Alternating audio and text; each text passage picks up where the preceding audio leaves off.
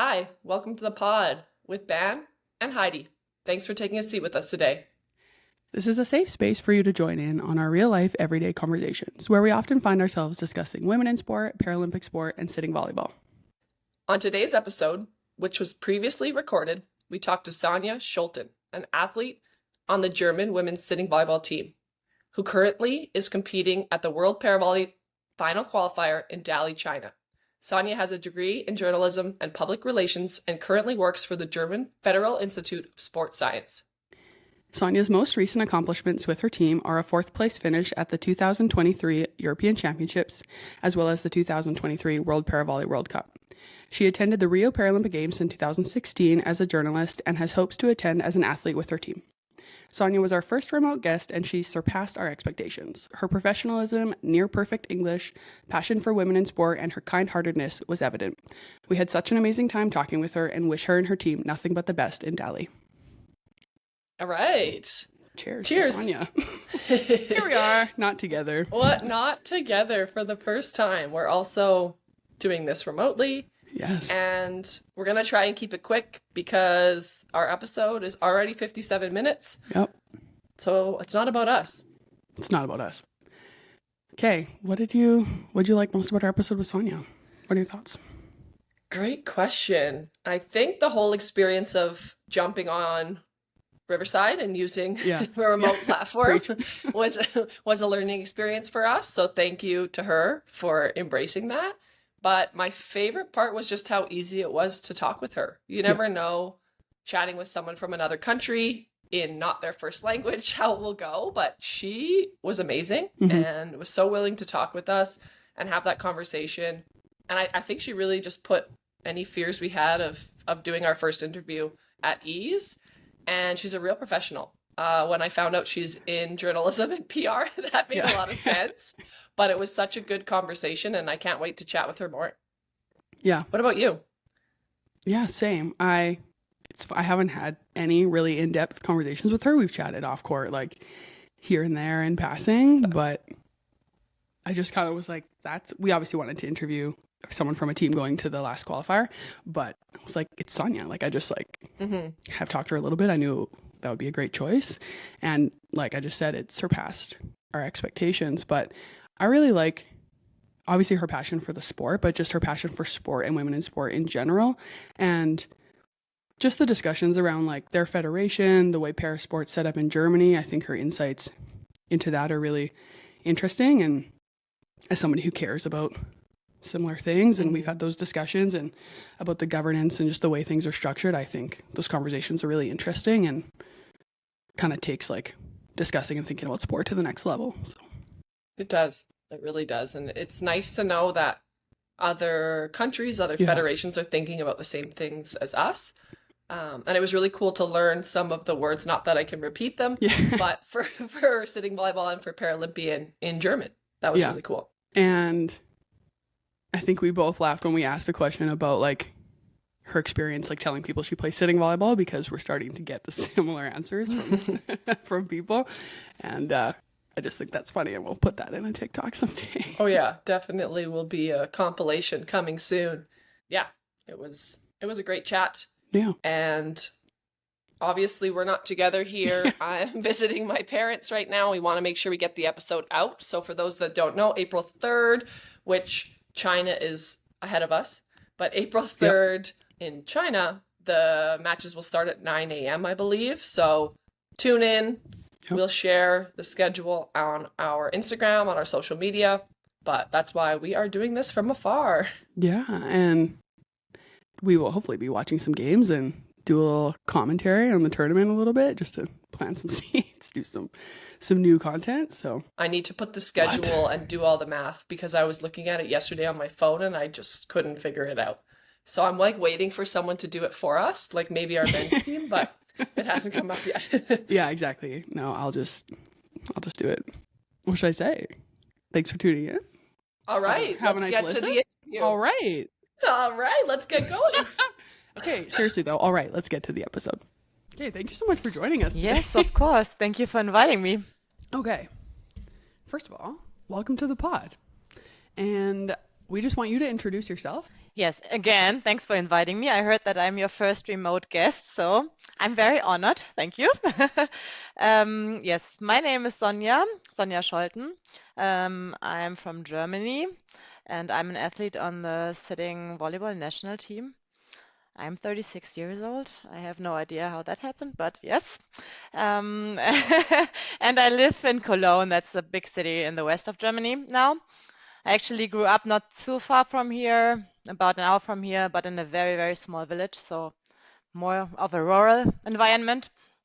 I have a younger brother, so I spent lots of time outdoors when I was younger, just like running around through the fields and woods and doing a lot of sports, playing soccer, badminton, whatever. And I used to swim when I was younger, but my whole family actually was a table tennis family, so I didn't really have a chance, but to also start playing table tennis.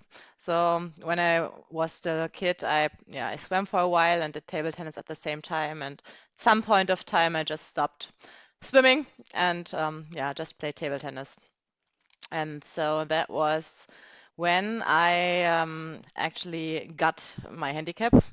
Like I had a car crash when I was studying, and after that, this was my first sport that I started with, para table tennis also then. And then I somehow found my way to sitting volleyball. So yeah, that's what I'm doing now. Oh, and one word, and maybe also to my professional life. I always forget talking about that part.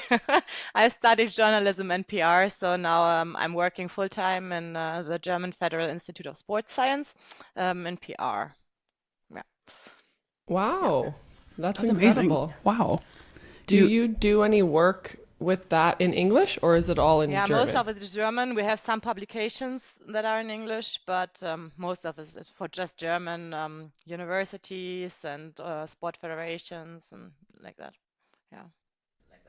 Awesome. Your English is just very, very good. Yeah, I keep stumbling. Yeah, so this is another thing. Since I'm No. your No. first foreign guest, please No, be you're not. gentle if I run out of words. Because Of course, you're doing great. I actually spent some time in the US also when I was younger. So this is like where I kind of got my English from, but it was so long ago, so I forgot a lot of words. No, You're doing great. crushing it. You've gone down. We have Yeah, a I'm couple like, questions listed. We're like, she has done a really good job of answering them. So just to get in some more detail about how you discovered sitting volleyball, you said you were a swimmer and you started with para table tennis.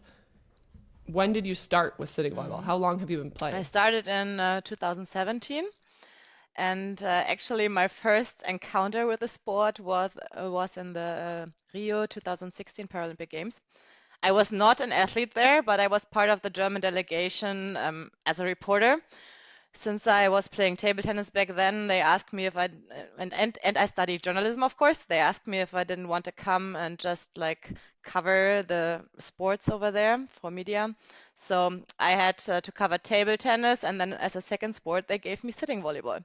And I had never heard of it before. I was like, okay, this is going to be interesting to write about some sport I have no clue about.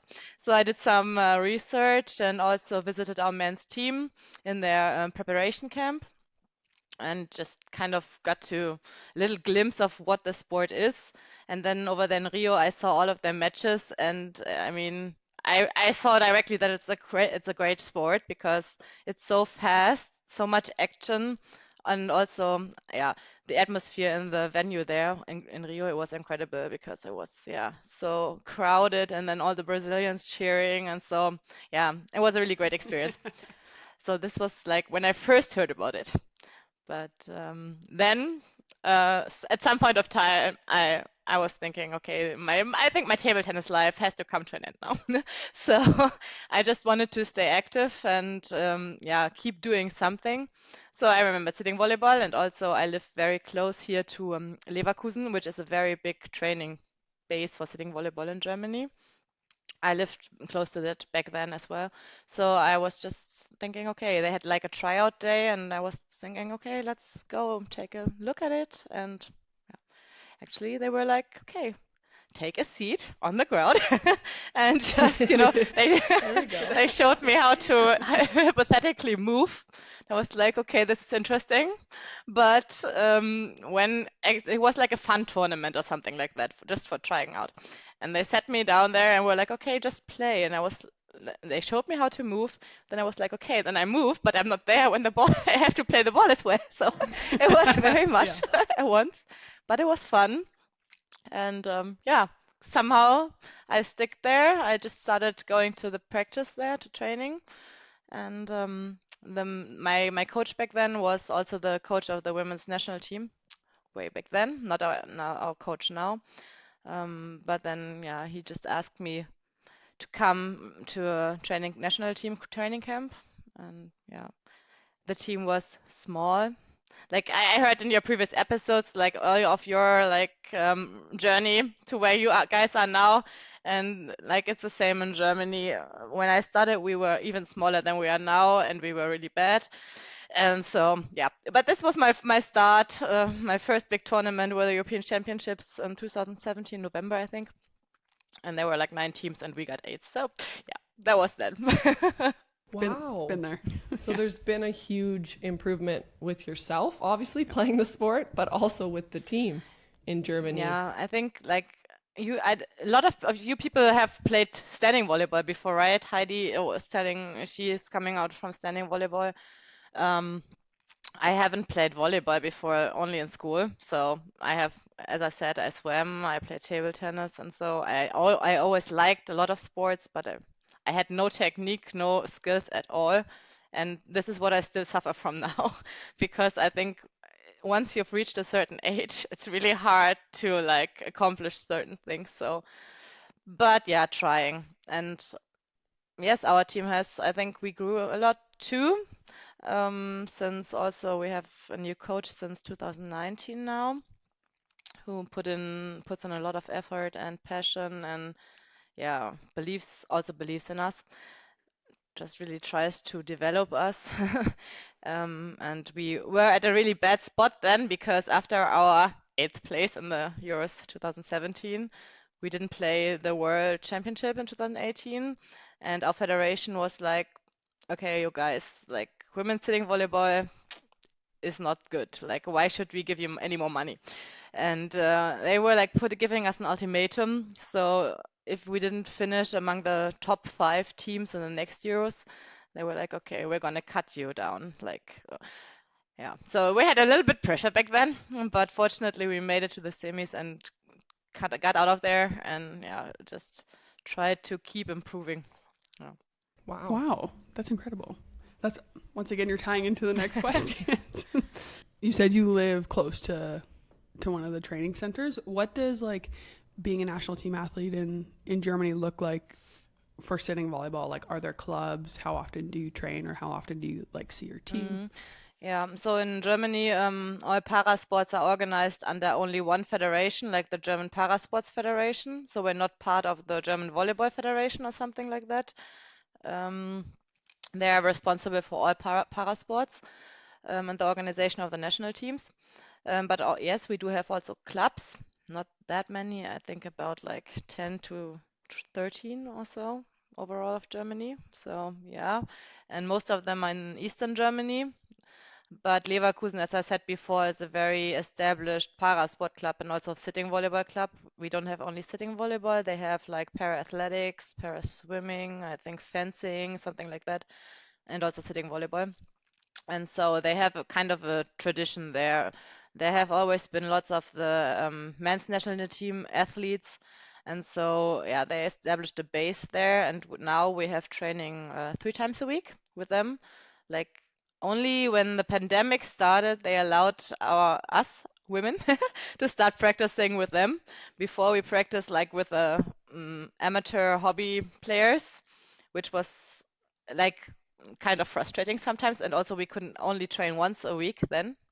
But with the pandemic, like they were like, no, we can see that you guys also need to practice, and it was not allowed to practice for amateurs back then. Like only if you had like a certain if you belonged to some national team or so, you could train. So then they were like, okay, girls, you can come. And of course, this was great for us. But also, we always train on 115. I mean, now they make an exception once a week. We can train on 1.5. Yes. But most of the time we train on 115. So men's net height. Um, yeah, that's and also like cardio and athletic training we have to do on our own. Like we're responsible for ourselves more or less. And then national team training is nowadays that we have more money from the federation, we can train about twice a month with the national team, but it's always only like short training camps, like Wednesdays till Sundays or sometimes Thursdays till Sundays, because all of us are working full time and we're trying to save up our vacation days for like tournaments and that. Yeah. Just a question off book that I just thought of. Through what I've been doing on the Athletes Commission, also with Nikki Neves from the US, having like the proposal of the 6-month window of tournaments being booked, kind of only through the summer and not through the winter. With obviously, you just said your team has jobs, such as everybody, and we have a similar situation on our teams. Do you think that on our team? Do you think that's like helpful for you guys to have, if we have a season and if we're only allowed to book in certain? Yeah, I think it could be a helpful idea because you're able to communicate with your like employer more easy when you will be gone, or maybe do certain kind of contracts. I mean, we do get funding now we have like a trust fund, it's called the German Sport Aid. And if you have certain status and belong to a team that has chances to qualify for Paralympics, for example, or has already qualified for Paralympics, you get personal fund. Like now they say, okay, you could still qualify, maybe. So now we get like 700 euros a month from the sport aid thing. So it would be possible for us to maybe reduce our hours and tell our employer, like, we're only working then and then and then, and this is our season now, and we're gonna be gone more then. So I guess, yeah, could be helpful. Yeah, as long as World Para Rally actually books the tournaments and does We Yeah. need the schedule in advance so that seriously. you can talk to your employer. Yeah. Do you find it difficult to work with your employer, or because they're in sport as well, it's a Right. bit easier? I'm like the one privileged girl on a team, actually, really, because my employer is like, I don't need to take my vacation days off for like training camps or for Amazing. tournaments. They give me like extra vacation for that. They say go. Actually, there's another para athlete working there who does para like hand cycling and also winter sports. So she's gone the whole year more or less, and she isn't even there. So Nobody has seen her. No. you miss less. Yeah. It sounds like I'm moving to Germany. Right? We love to I need hear a job. it. That is a federation we want to support. We love that. It's always hard for our athletes to get time off Yeah. work, and it's finding that work-life balance. So it sounds like you have it made. Yeah, I really am lucky with my employer, but the rest of the team, they have jobs like we have a lot of teachers, for example, and of course they have like their vacation breaks, but apart from that, they usually have to be in school, right? So yeah, it's hard for them. Does the public know about sitting volleyball? So if you're out anywhere, would people know when you say, hey, I play sitting volleyball, which maybe you can say the word in German so we know what Yeah, it is. yeah, it's called Sitzvolleyball. So it's just the same, only in German. Actually, I think it's funny that it's called Sitzvolleyball or sitting volleyball because we're not really like, of course you're sitting, but you're moving, like you're sliding, and yeah. Yes. And I think this sometimes gives a really false impression to people because it sounds kind of boring, like nothing would be happening, we're just sitting, Exactly. No, and actually.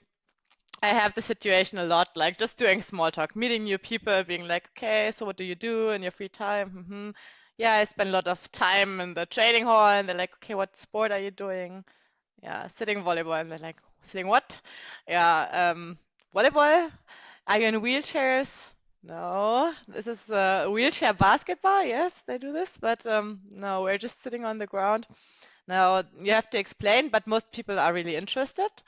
But the general public doesn't know it. Some people have seen it on TV during the Paralympics because that's actually the only time it gets broadcasted, a little bit maybe on TV. But apart from that, we don't have any media coverage or something like that. We're a very, very small sport, and only some volleyball players know it because the German Volleyball Federation actually kind of tries to support us, even though we're not under their roof, like they're not responsible for us. They're like, okay, but it's the kind of volleyball. It's, yeah, still kind of in our sport range. So they try to support us via social media channels and something like that, or inviting us to some tournaments to do some like show match, so people get to know it. And on national level, so German championships, for example, you're allowed to play with up to 3 non-disabled players in Germany. So we have a cooperation with our club standing volleyball team. They play second league standing volleyball in Germany. And after their season is over, they start coming to our practice, to our training, leading up to the German championships, and then we just play together. And yeah, that has been really cool because they didn't really know it before, and it was kind of hard to persuade them to come in the first place. But when they came, they had so much fun, and yeah, actually really connected with them now. So that's nice.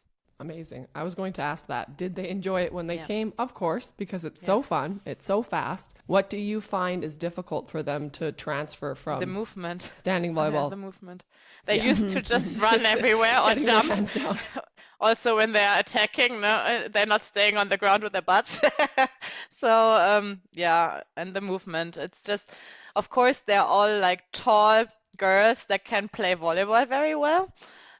But, if they're not where the ball is, it doesn't really help.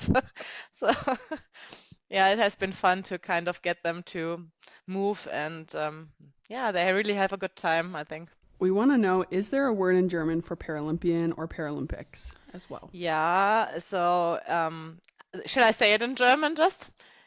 Yeah, it's Yeah. kind Yes, of please. the word for Paralympian is Paralympionike, or the female is Paralympionikin, since we're like talking about female sports, maybe Paralympionikin. It's derived from the word for Olympian, It's like Olympian, Paralympian, Olympioniken, Paralympioniken in German. But also a lot of time people just talk about like the people taking part in Paralympics, like, yeah. But there's no special word for Paralympics, so Paralympics is just like a proper name or something like that. Like, it's just the Paralympics. Paralympic. Yeah. Makes Yeah. sense. Okay, go ahead. All right. Tag team. Talking about the Paralympics, you have the World Paravolley qualifier in Dali, China. How are you feeling about the event? Oh yeah, oh my God, it's coming up next week already. Like, we're meeting up for Yeah, I training know. camp first in Germany and then flying all together on Saturday, I believe. So it came up very quickly.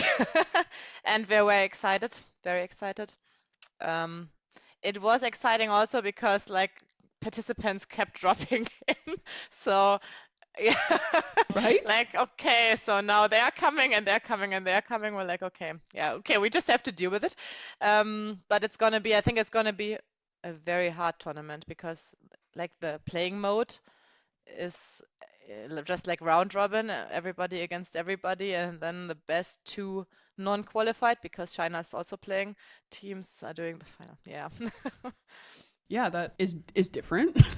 I understand it was like conditional of them getting the bid to host that the women were able to compete, which is Yeah, I don't know. I was wondering about it because I think they just did it in the first place because the Chinese men's team didn't qualify yet. So I mean, this would be reason enough for them, I think, to host the event. But yeah, this is kind of difficult because it's also for everybody that's there just another game to play and another match that you have to play, and where you like have to put your uh, reserves and strength into. And I don't know if you really have any left to spare if you have like 8 very important games that you have to have your full focus and all of your power for these games. So, but yeah, it is how it is. Do you have your schedule? Yes, we have our schedule. I believe we got it like 2 or 3 days ago. Yeah, it's very mixed. I remember. I think we played China somewhere in the middle. And European competition comes up pretty early, I think. So Ukraine and Slovenia. yeah, which will be tough matches. I mean, we played a lot against them, and we know that they're strong. And then Iran and Japan, I've never played. Also, Thailand is very new. I believe they have never played a competition. So, but yeah, Iran and Japan, I have never played against. Iran, I saw playing live in Sarajevo, 2022 in the World Championships. I think they did like a test match against the Italians and they made a very good impression on me. Like, I think they're very strong and I believe they have probably improved by now, so even more. So I guess they're going to be very hard competition as well as the European competition and Japan. I don't know. I just think you can not underestimate any team there. So really, you have to have your full focus. And I think this is going to be very hard, just every day, every match to be fully there. And you know that everybody is going to fight so hard for this last ticket. So, yeah, it's going to be interesting. Yeah, which is exciting to play in lots of really big games. But I think personally, back to just the format of the tournament is, I think, unfair. Like, it's more exertion or like more intense for the whole time versus like an actual setup of pool play. Like, to have such like weight on each game for like a last qualifier, like it. Yes, it also depends, how the other teams play against each other and so on. Though you cannot really speculate and be like, okay, this game we could now lose now. It doesn't matter. You can't because you never know. Yeah, I just have to really try to win every game and every point really because you never know how it counts up in the end. Yeah, I think to counteract that, it is a very difficult tournament and there's a lot of teams.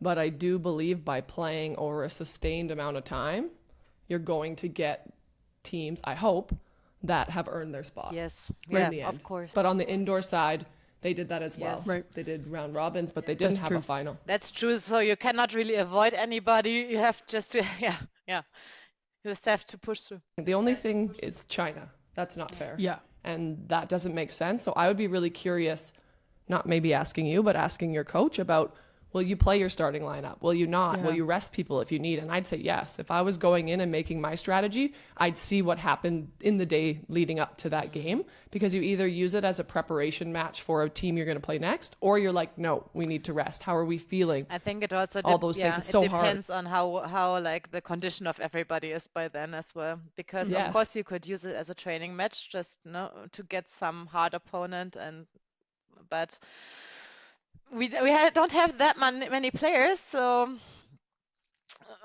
if there is any need for rest, I can also imagine. Yeah. Yep. I would want to play them early and then forget about it and move on, but that doesn't sound like that's what's happening for you. So no, they're not in the beginning. We'll see what happens. We will be watching. Okay. Yeah, I'm excited. I'm really excited for it. We're happy to talk offline as well about some of the teams you haven't seen. If you want to chat about that, we won't tell the whole world what we know about those teams, but we have seen everyone in here, well, except for Mongolia and Thailand, but over the last little bit with the events we've been to. So we're happy to chat about that and let your coach know as well. That's a very nice offer, yes. I think people think that's weird when I say that as an opponent coach, but we've created relationships with teams over time, and I'm all about growing the game and making the sport in general better. So for me, there's no secrets. Our scout feels the exact same. And so we're happy to share what we know about teams. We might not say all of the tactics we know, but let's grow the sport. Let's let the world see a high level of sitting volleyball. That's really amazing approach. Great. Thank you. I will tell my coach definitely. So maybe you will get a call or a message. Perfect. Exactly. We were chatting during the World Cup as well in the stands about what he saw, what I saw. So we have a good rapport, and I mean, why not? I enjoy doing that. Cool.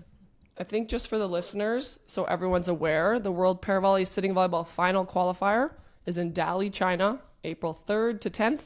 And how do you want to read the teams that will be there? The women's teams that will be there are Germany, Iran, Japan, Mongolia, Slovenia, Thailand, and Ukraine. And a secret China, because they are hosting. Thank you. And a secret China. A bonus team that is there that is already qualified and beat us at the World Cup final. So they are obviously a very good team. I'm going to go back to the questions. We've got to keep ourselves on task because we will just talk and talk about anything. Yeah. We've learned through this that we enjoy having conversations with anyone, but especially with other para athletes. And that's I think a we good can connect, condition and for it's a this good way to podcast. learn about people. Yeah. I have about 7 questions about your federation, just like Right? burning in my head. You kind of already answered the Yeah. biggest. Is your team feeling pressure to qualify for the games? I would say like we don't really have an external pressure, but maybe a little internal because we just really wanted so bad to become Paralympian. Um, and because no German women team has ever played the Paralympics, so this is a really big goal for us to just take part in it one time. Of course, then show the best we can do as well, but it's so hard to just get one of these 8 spots because there is a lot of competition, especially always for this last spot. I remember the last time we played in Canada, so okay, this was 4 years ago. Yes, and now it's another go, and we all grow older, and unfortunately, it's not as easy to get a lot of new athletes as I would hope it would be. But still, sometime our career will end. I don't know. But yeah, of course, we just wanna qualify, and it's a really big dream. And we also everybody put in a lot of effort and sweat and like put things back, such as family, friends. I mean, you know how it is. So yeah, we would just really like to kind of get the reward for it, but as does every other team. So yeah. What would being a Paralympian mean to you? What separates you now to if you qualified? Yeah, I think the Paralympics are still like the biggest event there is for every like athlete. Okay, for Olympians there are the Olympics, but for parasport athletes it's the Paralympics, and yeah, it's hard to get a spot, so it's worth even more if you have one, I think. And then also just the experience to really have the attention on the sport to experience if that changes anything for your sitting volleyball in Germany, like for sitting volleyball women also, like maybe people see the sport on TV and start coming. I don't know, because we would be the first German women team that would be there, you know. So I could imagine maybe we find some young girls who would like to start then. Um, but also, yeah, I would just really like to have the experience one time, to be there with all these amazing other athletes, to just feel the atmosphere, to play the sports. I think it's just something different from anything else that there is. I would definitely agree. That's probably a question we'll ask everybody. It's part of Yeah. creating change within your country, and we experience that. But it's also a multi-sport games, and you've been to Rio, so you saw how incredible those games are. Not only within sitting volleyball, but to see the other athletes within the village and have that experience is truly incredible. So we wish you the best of luck. We'll be cheering from Canada. We'll be waking up and watching. Thank you. We hope you show up and play as well as we know that you can. And some people listening might not know that we played your team to qualify for the Paris Games, and that was the match that really ultimately had us qualify. Yes. And it was a tough game. It was especially that third set. You guys were winning 9-2. We really wanted this and we one. were feeling the heat. But okay. Yeah, right? She said, this is the hardest set of sitting volleyball you'll ever play. Yeah, we felt the pressure. It was hard. And your team will feel that pressure too going into these games. But once you can settle in and just be there and be present, you'll be there. You'll be able to compete. And there's nothing like that feeling of having everything on the line. You were here in Canada, you know. But yeah, we wish you so much luck. Thank you, yes. She's like, I'm stressed. Breathe, deep breaths now. How your team recently just went to the US, to Boston, to do some exhibition with them. How was that? Yeah, actually, we wanted to play someone for preparation that's not like our opponents we usually train with. So yeah, obviously it was also a great honor for us that the Americans were saying, okay, girls, you can come over. We have this big, huge volleyball festival and we can do some exhibition matches. Obviously, I mean, the Americans are one of the best teams in the world, so they have a very high playing level. And we played a lot of sets, I think like 27 or something like that. And We've been, it's a grind. Unfortunately, like not all of our players were fit, so we could not really test as we wanted to, really. Like, we had to play some different things that we normally would do. But of course, it was still a very good just playing practice against a very, very good opponent. I mean, I don't think we have an opponent that is this strong in China, apart from China. Okay, but it was just another level of play. I mean, we were just amazed. Some sets went by so fast, and we weren't even knowing what was happening. But it was an amazing chance to just watch what they are doing, and just to watch some of the best players doing their thing and try to learn something. Yeah, and just playing a lot helps always. And another thing that might help, I have no idea about the venue or like all the surroundings in Dali, but in this hall, in this venue, this was crazy. I mean, they had like 92 or 91 standing volleyball courts and one sitting volleyball courts, and there were like 700 something teams competing. It was huge and loud, so I think nothing could shock us regarding like noise or spectators now anymore. Yeah. Had you been to the US before? Yeah, I already talked about this briefly. I did like a high school year, way back then, like yeah. And I actually have some contact to my host families. So I visit from time to time, and I did some vacation also. I've been there a couple of times, but Boston actually, I have been there during my high school year when we did like a bus tour on the East Coast. I have been only there one day, but I remembered I liked it there, and I really liked it. I think it's a cool city. So the mix of industrial and modern, and then the water and huge sports tradition as well. We got to see an NBA game, which was amazing. Yeah. It's an incredible city, and if you talk to the locals, like they have a very thick accent and it's very like East Coast vibes. Everyone's very welcoming. So it's a different feeling in the United States as well. I really like cities on the East Coast, I have to say. So I was staying in Missouri in my high school year, so like in the middle of everything or nothing, But yeah. Cool. Did you eat any seafood when you went? Did you eat lobster? We only ate chow powder, lobster, clam powder with lobster. I don't know.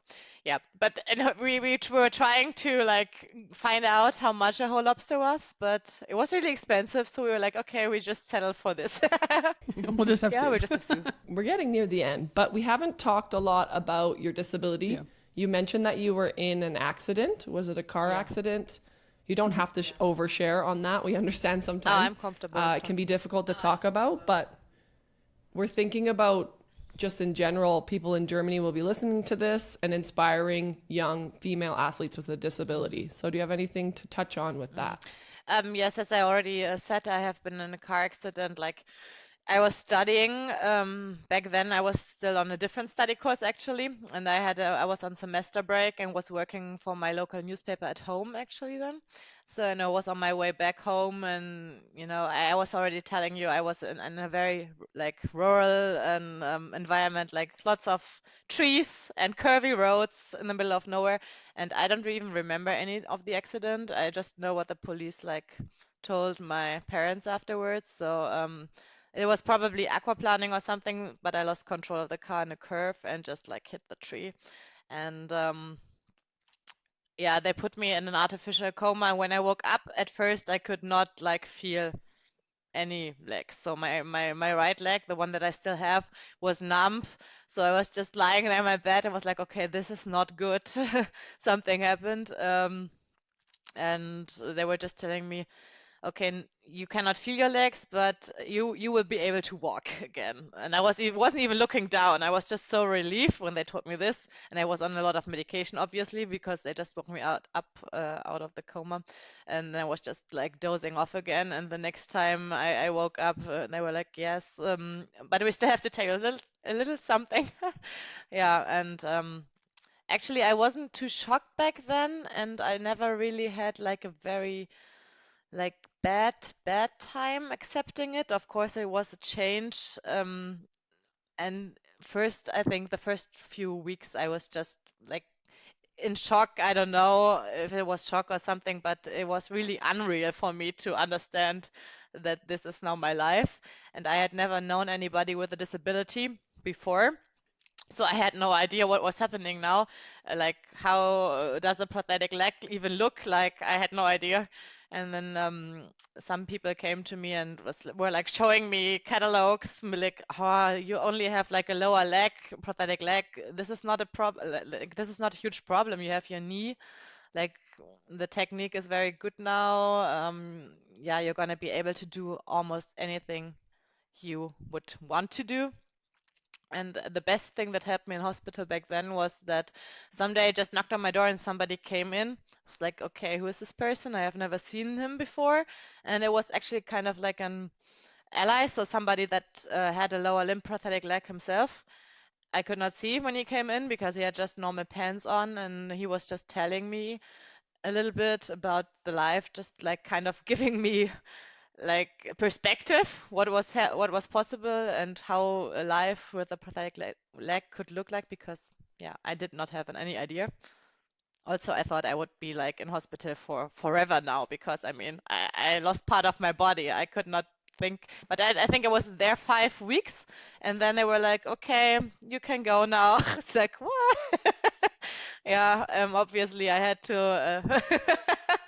I was having my crutches with me, and in the first time, I had no sense of like I fell over all the time if I didn't hold on to something stable, because my head was just messed up.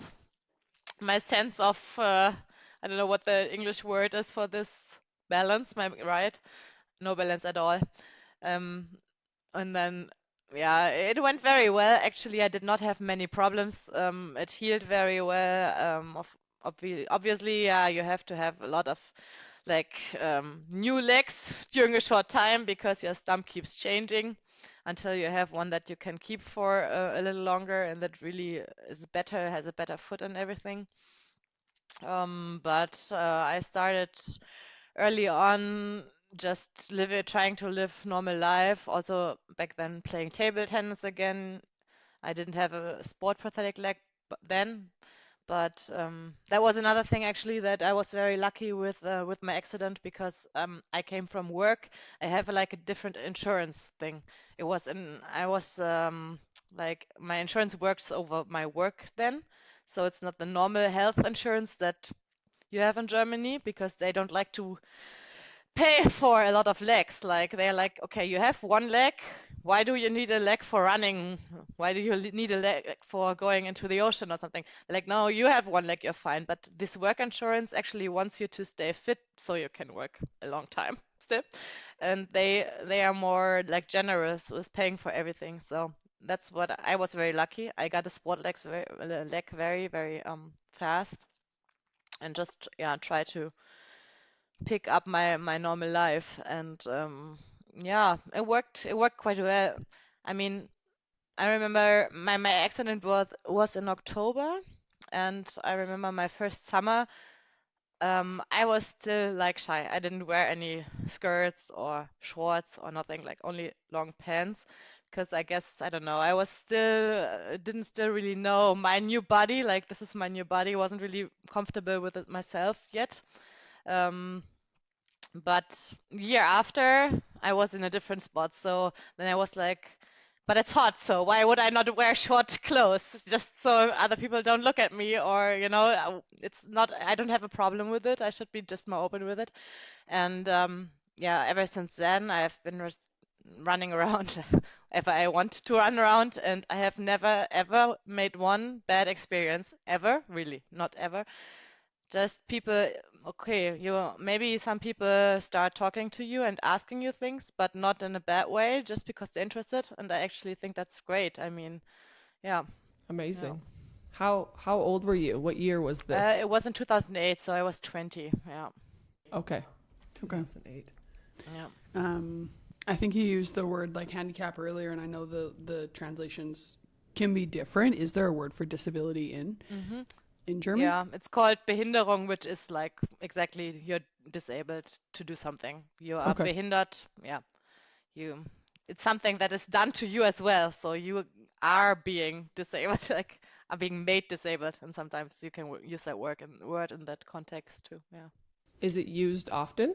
With like, would people use that word to describe you, or is it Actually, not it's a used as word much? that has been in a big discussion because it was considered to be a Yeah. bad word. Like, you shouldn't say the word, but actually it describes what it is. I mean, it's not only like people with amputations that can be described with it, but also, for example, people with glasses. You would call it like looking disability, like Oh, Sehbehinderung. Yeah. yeah. Interesting. Also, I mean, it's not only like people in wheelchairs or with prosthetic legs or arms or whatever, but it's a normal word that describes just if something disables you in some kind of way. Well, that's a bit different It's than in English, but more broad. similar Yeah. with in English, the word disability or disabled. I'd say like 10 years ago wasn't used as much, and now it's definitely. coming back, especially within, I don't know, Heidi, you might know better than me, but the last, like, for sure through the pandemic, there's Yeah, I been a would say lot the of last 5 change years. around that language, and it's become accepted and used, and people are proud to accept and own their disability, and I've really seen that within the team. Yeah. Yeah, it's kind of a shift from like you said, avoiding the word, or like using the word like handicapable or like differently abled, and they're trying to like spin it, make a different word They're like, to no. avoid disability. And it's been definitely a shift to have disability as part of my identity and being okay with being a disabled person, and being disabled, having a disability, using that language in a variety of ways. And I think it's really been reclaimed. Yeah, that's amazing. That's so interesting because it's in Germany kind of the same thing. Like now it's called para sports also in Germany. Like all our sports are claimed like para table tennis, para athletics.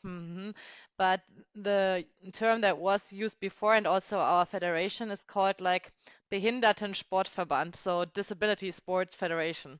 It's the name of the federation, and the like sports were used to be called like disability sports. That was like Behindertensport. Yes. And I think that a lot of people were hesitating to get involved in it just because of it was called like this, and they didn't see themselves as being disabled people. So this was kind of had like a negative touch to it. I'm not a disabled person, so why should I do disabled sports? And disabled sports is only for like disabled people. Yeah, like obviously, but there's nothing bad about it, right? There's still like high level sports. There's still like just hobby sports. It's just in like normal sports. Yeah. I think that's good. The parasport language changed, and then we've talked about it before, or that episode hasn't released, but that parasport comes from, and Paralympic from parallel to the Olympics, so equal to. Yeah.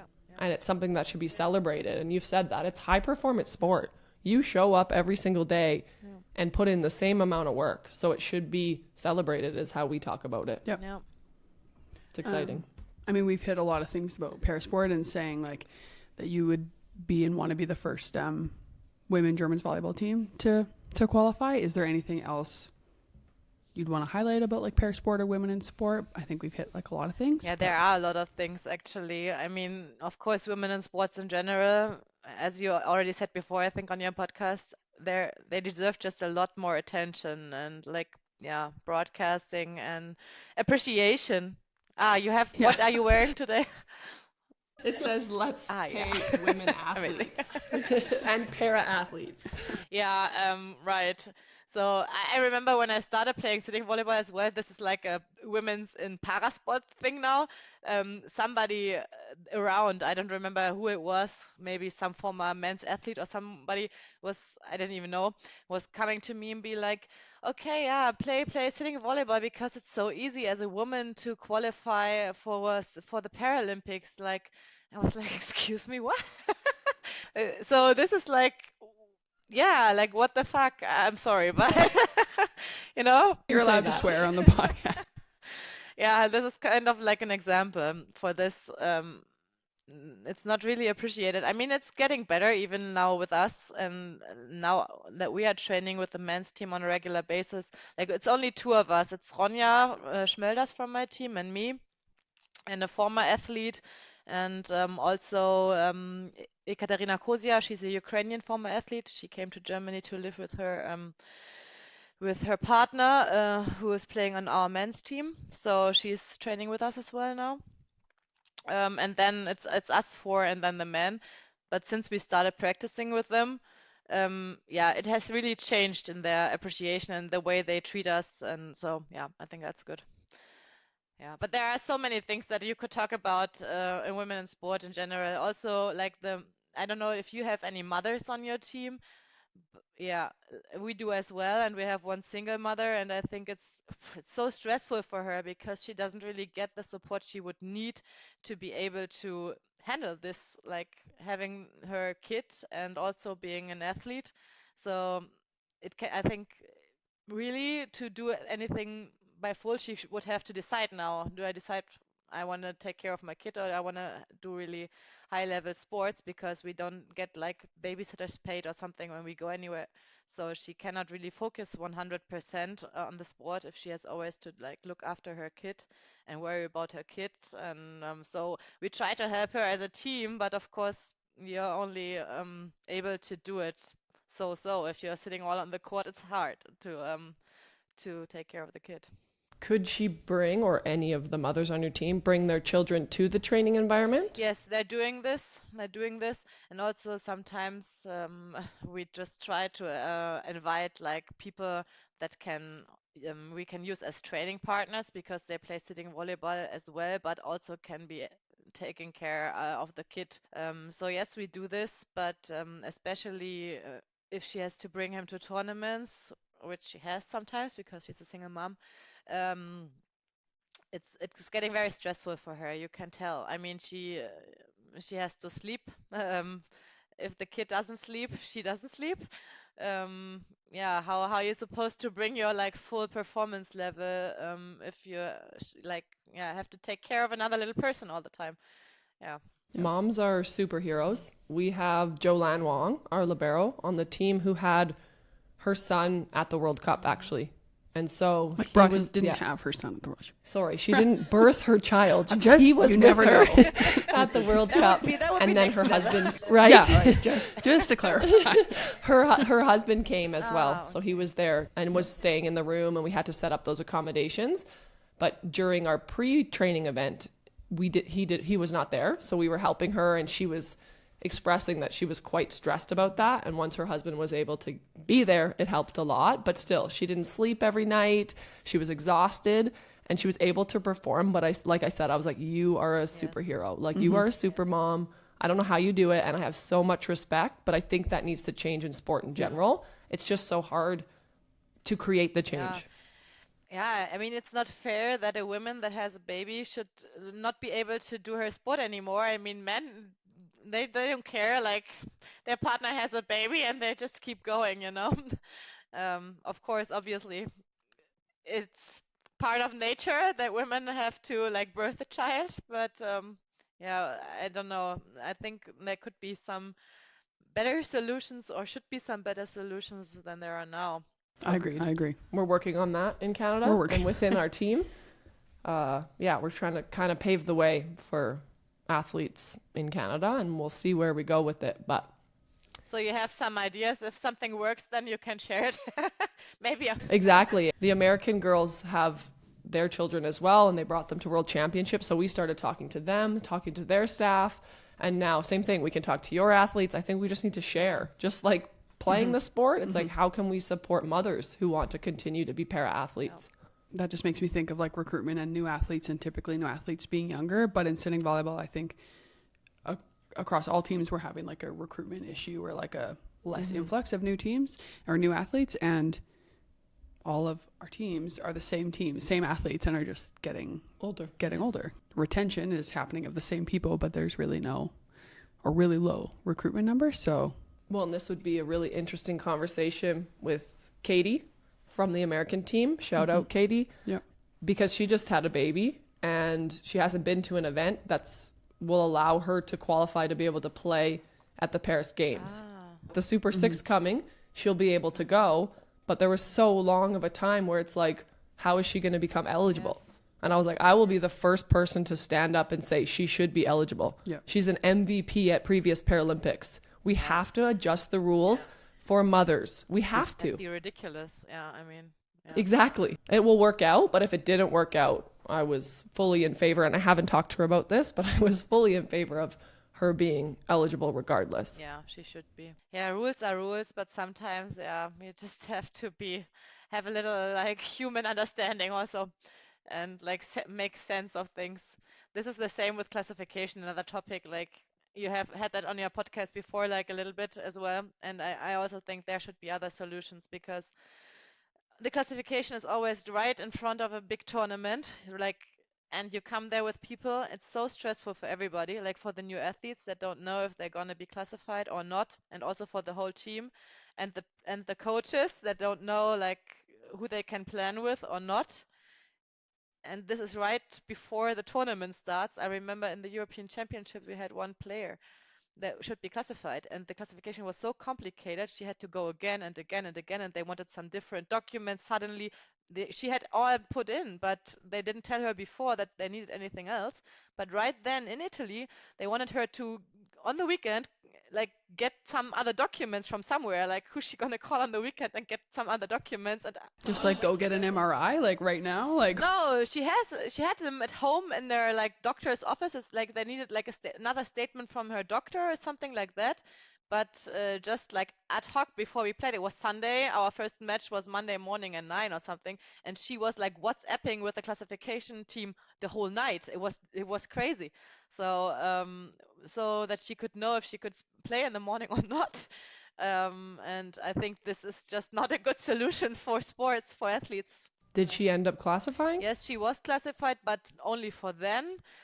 In the World Cup, were talking to her again, and now in China, she has to go again. And then we will know. I think I know who you're talking about, and best of luck to her. Yep. It's such a tough situation to be in. I mean, I understand that there must be rules for classification and everything, fine.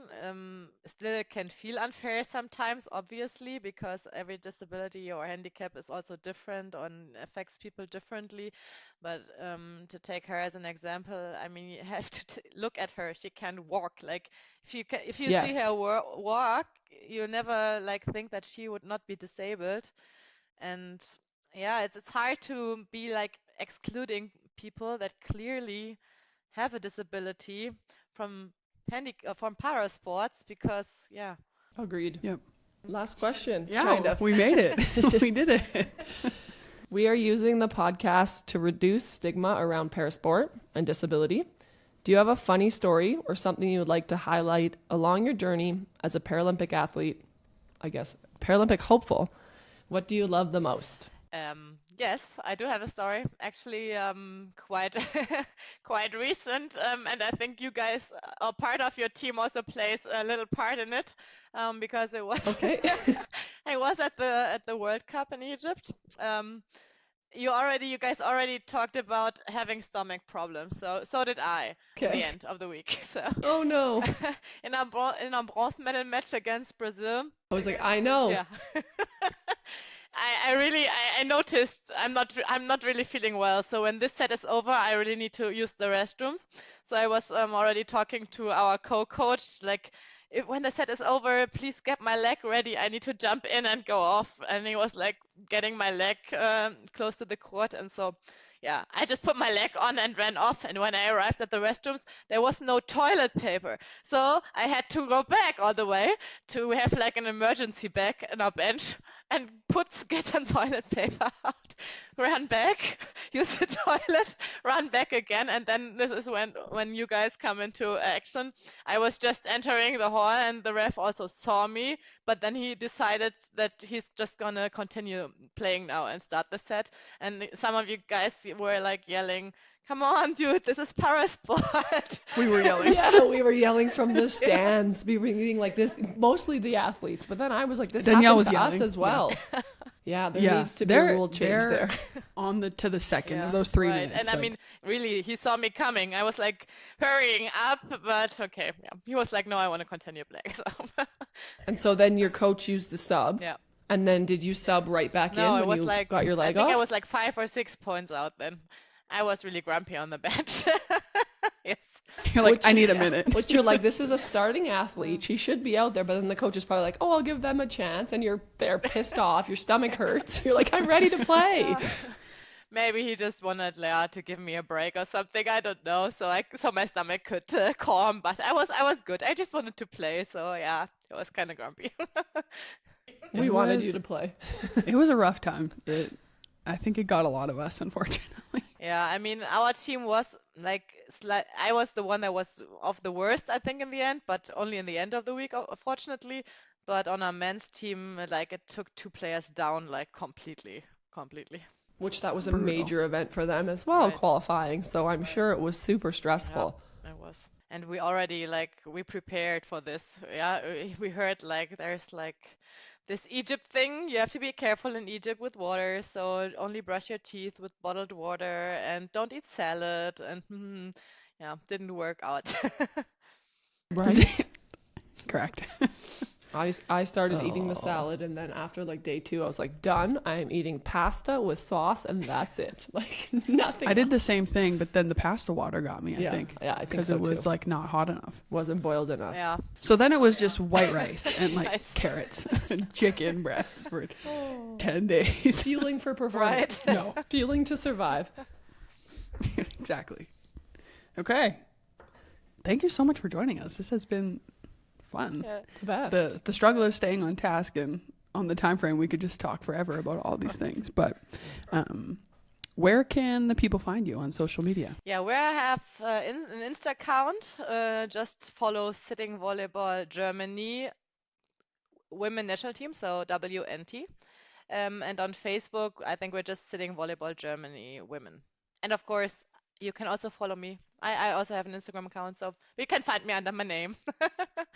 Yeah. Okay. Perfect. We'll share the links when we post the episode as well, so people can just click on it, find your team, find you. Cool. We're very happy to promote, as I've said, other sitting volleyball athletes, other teams. And thank you so much. You brought a lot of education to the podcast, to the episode. I can tell you're in PR. You speak very clearly, and yeah, it comes across. Our listeners will have a great episode to tune into. I'm excited to go back and listen and learn again. Yeah, we can Exactly. just talk off the record next time we see each other. Maybe in Paris. Exactly. Perfect. I know. Yeah. Okay. All the best for you in Paris. Maybe we see each other, but yes. Thank you for having me. Thank you, everyone, for listening to our passion project. We had such a good time chatting with Sonja. It was our first remote guest, as we said.